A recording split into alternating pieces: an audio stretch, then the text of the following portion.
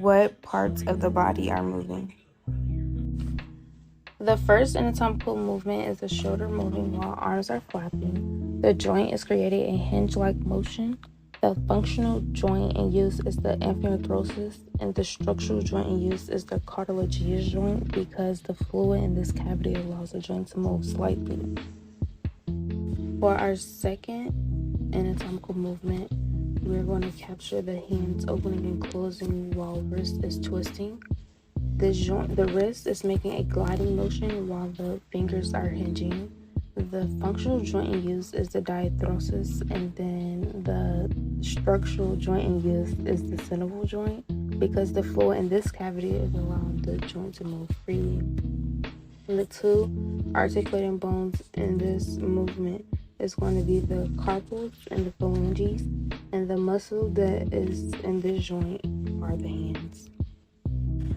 For the third anatomical movement, we have the pelvic twisting, and the pelvic girdle is moving in a pivot motion, while the parts of the upper limbs are moving in a hinge-like motion. The functional joint in use is the inferior thoracic, while the structural joint in use is the cartilaginous joint, because the body is able to twist slightly while also being rigid in some ways.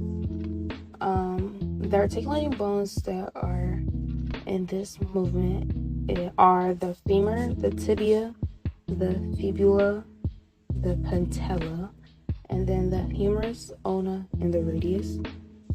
The muscles that are in these joints are the arm muscles, shoulder muscles, and the pelvic muscle.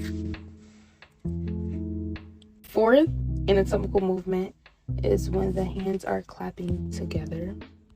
When your hands are clapping, arms are creating a hinge-like motion, which allows your hands to clap. The functional joint in use is the inferior thoracic, and the structural joint in use is the cartilaginous because your arms aren't able to move 100% in this position. The articulating bone is the humerus and the ulna and radius, and then the muscle that is being used is, or the muscle located is the arm, the muscle in the arm. Our fifth anatomical movement is the knee bending when stumping. The lower limb is creating a dorsiflexion and a plantar flexion when bringing the foot off the ground to stump. The functional joint in use is the diathosis, and the structural joint in use is the synovial joint because the lower limbs are able to move freely, which allows them to create this movement. The articulating bones in this movement is the patella, fibula, tars, and metatarsals, and the bone and the muscle that is located in this movement are the legs. Our sixth anatomical movement is when the arm is doing the wave-like motion, so when it's going like the wavy direction or whatever. The joint or the upper limb in this movement is doing the wave dance and is creating a hinge-like motion because the movement is going at an angular motion based on the flexion and the extension. The functional joint in use is the diathosis, and the structural joint in use is the synovial joint because the connective tissue and the body allows them to move freely with no rigidness. This movement are the humerus, ulna, and radius, and then the muscle in the joint is the arm muscle. The seventh anatomical movement is the lower limb. So when the lower part of the body, of their bodies, when they're doing the wave dance or whatever, the lower limb is moving in a pivot-like motion while the top half is hinging. So the functional joint in use is the diathosis, and the structural joint in use is the synovial joint because the connective tissue, like above, allows the body to move freely with no rigidness. Our articulating bones, or their articulating bones that were being used were their femur, patella, fibula, tarsals, and metatarsals, and then the muscle and the joint were the legs.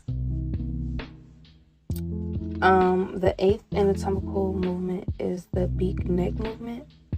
The joint or the cervical vertebrae is making the protraction and retraction like motion.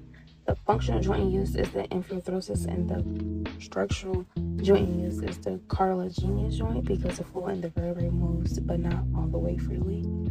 and then the articulating bone is the cervical vertebrae, and the muscle is located in the neck. Our ninth anatomical movement is the lower limbs moving in a circle. So when their legs are going in a circle-like motion, we're focusing on that. And the lower limbs are moving in a ball of socket movement. Since it's able to move freely, that indicates that the functional joint in use is diaphosis, and the structural joint in use is the synovial joint. Our articulating bones are the femur, tibia, patella, fibula, and tarsal. The muscle is located in the legs. Our last anatomical movement is the arms making circle like motion. So the arms are going in a circle. We're going to focus on that. And the joint is the upper limb, or the joint used is the upper limbs are creating a ball of socket motion. Given that we're seeing that the arms are moving freely, that tells us that it is a functional diaphosis joint, and then the structural is the synovial joint. The articulating bone is the humerus, ulna, and radius, and the muscle that is located is in the arm.